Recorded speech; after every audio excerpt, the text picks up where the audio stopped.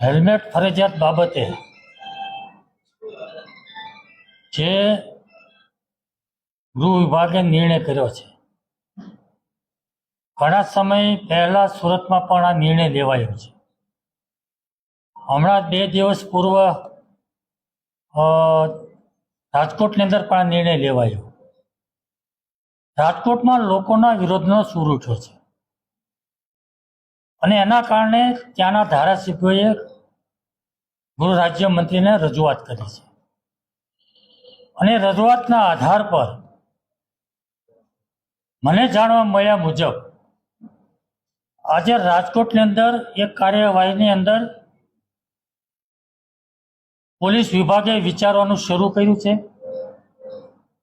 અને કાર્યવાહી ત્યાં રોકી હોય તેવું લાગી રહ્યું છે. આ પ્રશ્ન સુરત સહિત ગુજરાતના તમામ મહાનગરનો છે. હેલ્મેટ ફરજિયાત પહેરવા માટે જે કાયદો છે એમાં લોકોને અનેક પ્રકારની મુશ્કેલીઓ પડે છે, અનેક પ્રકારની તકલીફો છે અને એના કારણે લોકો એનો વિરોધ કરી રહ્યા છે. તો મારી ગૃહ વિભાગને વિનંતી છે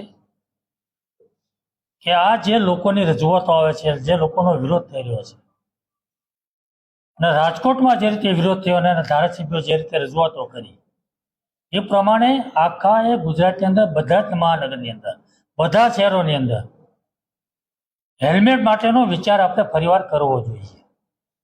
લોકોની પડતી મુશ્કેલી તકલીફોને ધ્યાનમાં રાખીને એને સાંભળીને લોકોને મુશ્કેલી ન પડે અને તકલીફ ન થાય એ રીતેનો નિર્ણય લેવો જોઈએ એવું મારું માનવું છે.